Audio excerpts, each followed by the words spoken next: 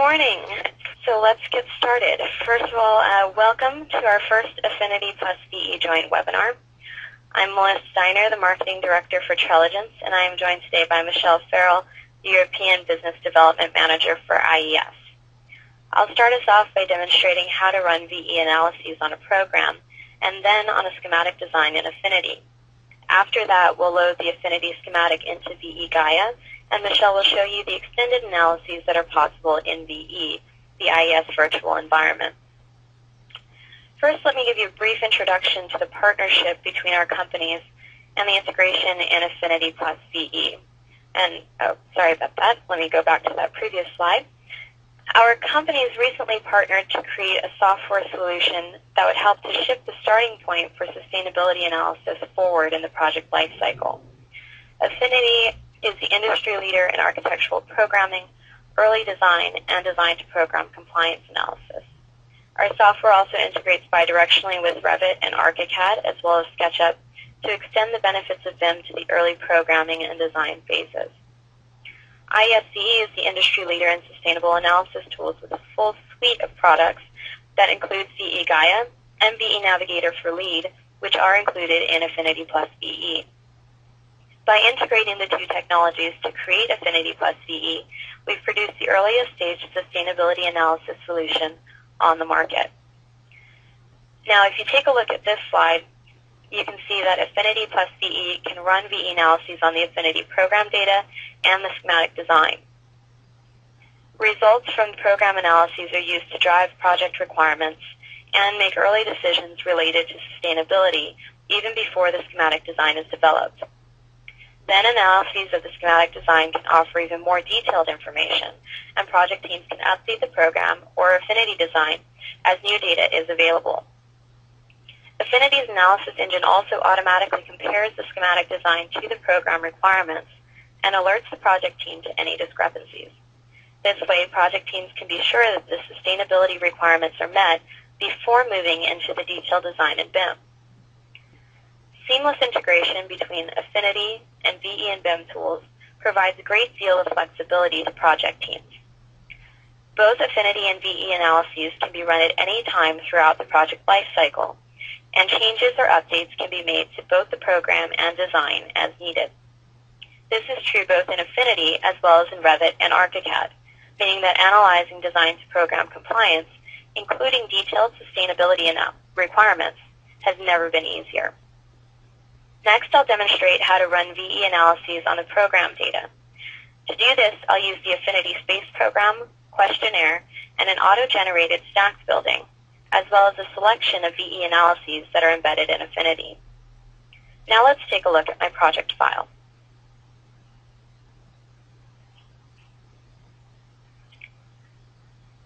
I've preloaded this project file in Affinity. This is a space program for an office building with 6 departments and over 38,000 square feet. There are several ways to view project data in Affinity, making it a flexible tool for programmers, designers, and even for client presentations. In addition to viewing the program data here, I can also look at it in a report format that can be printed or shared with clients. This and many other reports are available in Affinity and are customizable to include specific data, graphics, and even your company logo. Both the space program and the report can help to highlight any discrepancies between the program and the design once it's developed. Now let's go back to the space program view. These views can be customized to display different columns that contain Affinity properties and requirements. Here we're looking at the space program items, both departments and rooms, and the area factor, total quantity, unit area, total area, and comments for each. I can quickly and easily make changes to the column values by entering them directly in the cells, like this quantity requirement. Notice the changes to the quantity or area of my spaces will automatically recalculate the total area for the program. In the Views pull-down, I can see a list of the custom views that are available. Affinity has several preset views that come out of the box and also allows you to create your own. When I open the view called Space, it will change the columns. In this case, adding a column called Dimensions. which is appropriate since this view is focused on the properties and requirements for the individual spaces. To customize the views, I can right-click any of the column headings and select or deselect the properties or requirements that I want to show. Here I can select the unit area and target. Target is one of the main requirements that Affinity tracks. It shows either the quantity or area of the space that is required in the program, and this will be compared to the actual quantity and sizes of spaces in the design when it's developed. Once the program data is set, we need to input additional details in order to run the VE analyses. We collect this information in a convenient questionnaire that's configured using information and data pulled directly from VE-Gaia.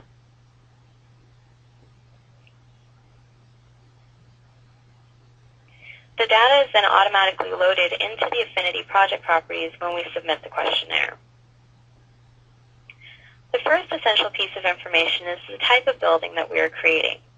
For this project, we'll select Office from the menu list. Again, all of these options that you're seeing are pulled directly from VE. The latitude and longitude of the site will be used to gather weather data and run climate analyses. I'm entering the latitude and longitude for a site near the Chicago O'Hare Airport. I'll enter 35% for the glazing, which can be changed later after we run the analyses. And for now, I can select the brick or block wall as the construction type. For the HVAC type, I'll choose the fan coil system. Note that these selections can be changed at any time throughout the project, and most likely will be after we run the VE analyses. Once we gather temperature data, for instance, we may want to change the construction type. We will also be able to add more requirements like insulation thickness later in the project. For now, let's choose the electricity for the cooling fuel and natural gas for the heating fuel. And then I'll keep 65 for the weekly operating hours. I simply hit Finish and Yes to submit the questionnaire, which will add the data to the program, making it available for analysis in VE. In the upcoming steps, I'll want the option of comparing multiple building designs, so I can add a few scenarios. For now, I'll just add scenario 1 and 2.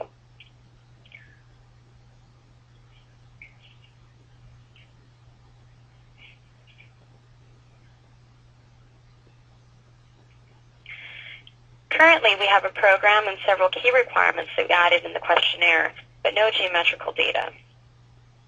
To make the VE analyses more robust in these initial stages, Affinity can auto-generate a stacked building, which will allow us to compare results on different building forms. For instance, we can compare a tall, thin building against a short, wide building for optimal sustainability. The width of the building is dependent on the floor area that you assign to it, in this case, 6,000 square feet. You can choose to assign the building to a specific scenario which we just set up, or to apply it to all scenarios. In this case, I'll choose scenario 1. In the hierarchy on the left, you can watch as Affinity stacks the building. The Generate Stacking function uses the information in the program to determine the size and number of apartments in the building. Then Affinity adds them to the stories from the ground up, until they fill the 6,000 square foot area that I specified. Any overflow moves on to a new story. Here we can see that the current program contains 7 stories worth of apartments in a building with a footprint of 6,000 square feet. To compare this with a taller, thinner building, I could rerun the Generate Stacking script with 4,000 square feet per story and assign it to scenario 2. For now, we'll just proceed with the analysis. Let's see what this looks like in the story view.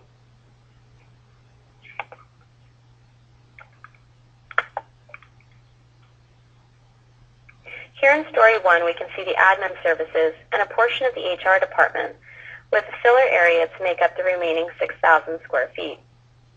We can also view the building in a stacking diagram, which is one of the view options.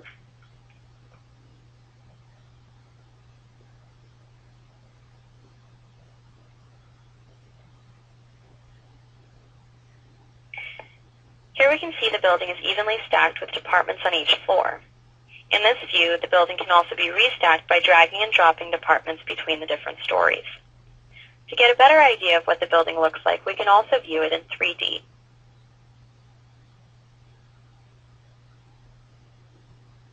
The 3D view is available in the View drop-down.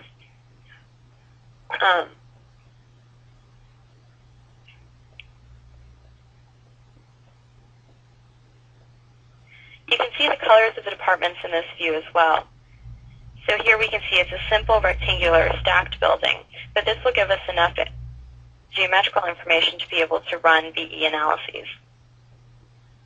Now we have a program that contains additional data specific to VE, as well as a stacked building that contains the departments in our program, which means we are ready to move forward with the VE analyses.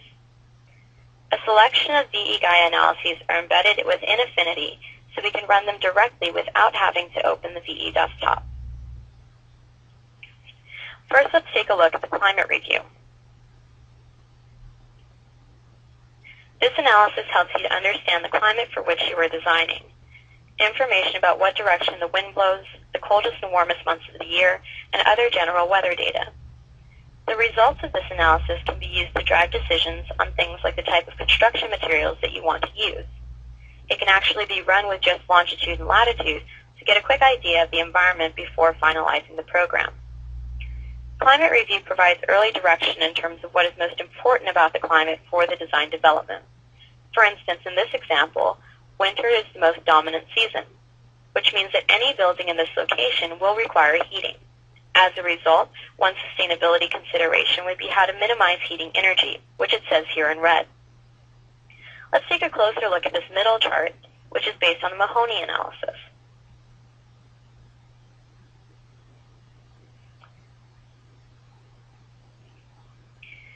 The Mahoney Analysis is a stress test that shows human comfort levels. There are several charts and graphs available in this analysis, mostly statistical charts based on temperature. These types of graphs are useful, especially when working in areas that are unfamiliar to your firm. It helps to give project teams a feel for the area and can help demonstrate to potential clients during the bidding process so you understand the climate and comfort requirements for the residents. Now let's return to the full analysis and take a look at the third graph. This graph depicts temperature distribution, which makes it easy to see which temperature ranges are the most prevalent. The results of this analysis are used in subsequent VE analyses, and the information is used to guide requirements for the building. For instance, we may want to specify that the design needs to contain more transparent surfaces to allow heat in. I can set this as a requirement for the building in the Affinity program. In this final section on solar energy at the bottom of my report, I can see how much usable energy is available and whether or not solar panels would be a useful investment to help offset costs and increase energy efficiency, for instance. Now let's take a look at the building review.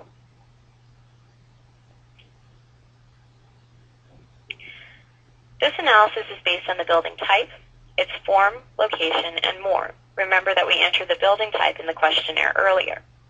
The building review runs the Apache thermal analysis that calculates skin load, geometry, and lead analyses. The building review is a good example of an analysis that combines multiple detailed and complex calculations that are difficult and too tedious to perform manually. One of the major benefits of both Affinity and VE is the automation of highly complex processes like this one. By using our joint solution, Affinity+VE, firms save a great deal of time and effort and benefit from easy access to analyses that are sometimes out of the question for other companies that rely on manual processes. Now let's turn to the full analyses to take a closer look at different sections. The building form section points to another complex calculation, the number of spaces within 25 feet of a window.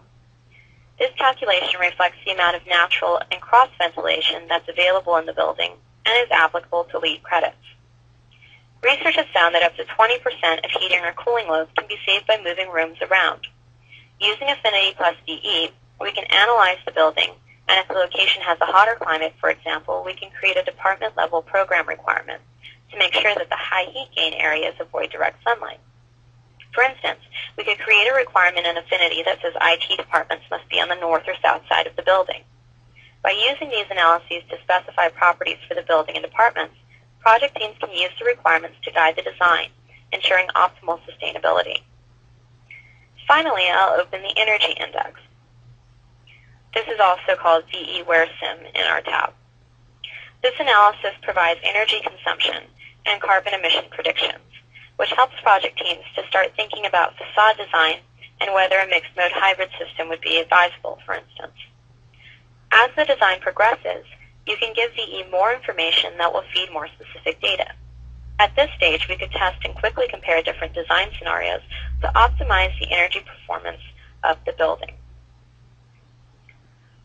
So, just to recap, the process of analyzing the program using VE starts with collecting the program data in Affinity. In my example, that information was already loaded into my project file. Then we run the questionnaire to collect additional data that VE needs to run analyses, like longitude, latitude, and building type, and the information automatically loads into Affinity when it's submitted.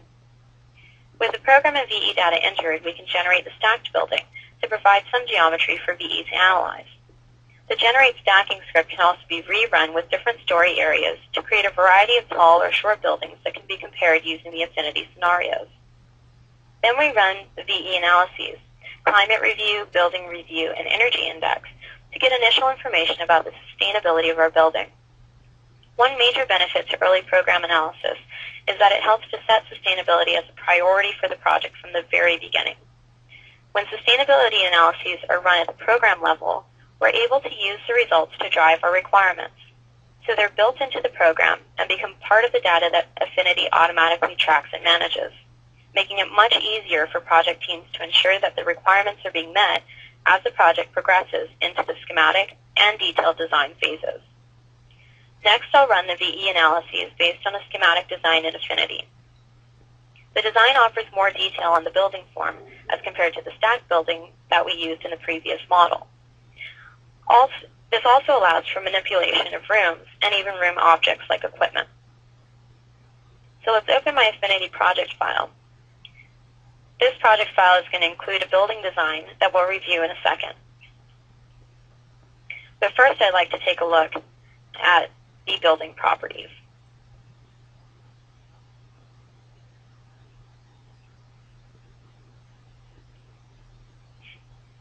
Give me one moment as I pull this into the screen.